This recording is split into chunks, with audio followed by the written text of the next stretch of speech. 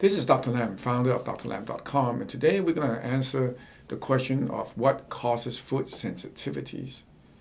First of all, how do we define food sensitivities? Now, for most people, eating a meal is really a very enjoyable and a simple process. They pick up the food, they put it in their mouth, they chew, the enzymes are released, the food is then processed through the gut, and then you should feel no pain, no discomfort, and you have your bowel movement on a regular basis, and the body gets nourished. However, not everybody is in that fortunate position. Many people develop signs and symptoms such as bloating, diarrhea, constipation, gastric discomfort, sometimes even pain. As I said earlier, diarrhea alternating with constipation. And these are very uncomfortable symptoms. Now, of course, if your food sensitivity is worse and get worse with time, then the amount of food that you can take actually get restricted. So people with food sensitivity usually has this developed over a long period of time. And over time, it could be 10, 20 years, they learn to restrict their diet and avoid certain foods.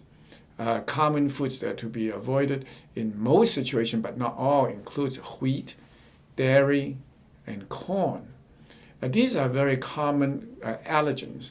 And part of it can be due to the food itself, but there's another component that is really very often overlooked and misunderstood is the pathways of inflammation as it relates to food intolerance and food sensitivities.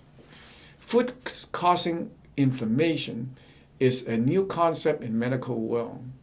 We don't used to think of food as inflammatory, but it is becoming very clear that the wrong food in your body can lead to a series of inflammatory response, and that inflammatory response is what can be accountable for many of the signs and symptoms as we mentioned earlier.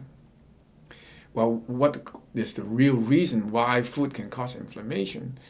The reason for that is that the body, usually in a healthy one, has the ability to break down food once it goes into your body with enzymes and also the healthy gut.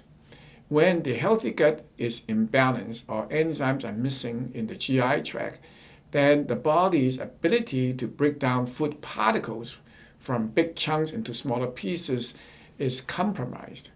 When this happens over a period of time, these small metabolites that are food particles but not fully broken down can be sitting in the gut for a long period of time.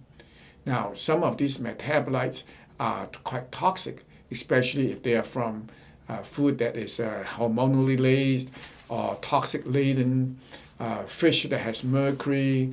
And so these compounds, they tend to accumulate and causes the body to have a cascade of inflammatory reaction. And when you have inflammation, the body's mucosa in the GI tract slows down, and the leaky gut can happen. The delivery and assimilation of nutrients is compromised, and as a result, the gut can be swollen. And when the body has this inflammation, then the bloating can occur. Gas would be very common, and sometimes the body overreacts with constipation alternating with diarrhea. Now, these are very unpleasant symptoms. And so when this happens, we have to think is, well, what causes the assimilation problem?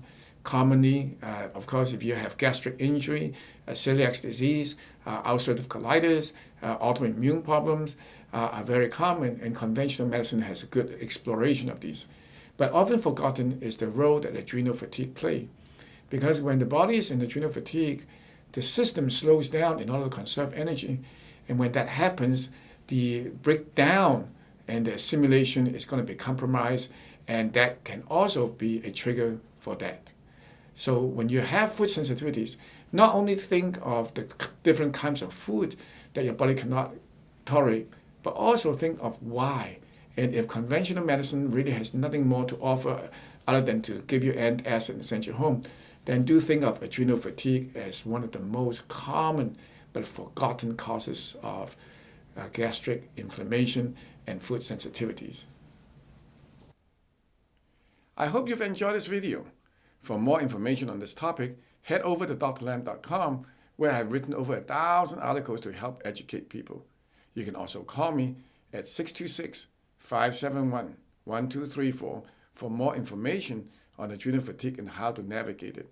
Finally, if you enjoyed this video, please subscribe to my YouTube channel. Thanks for watching.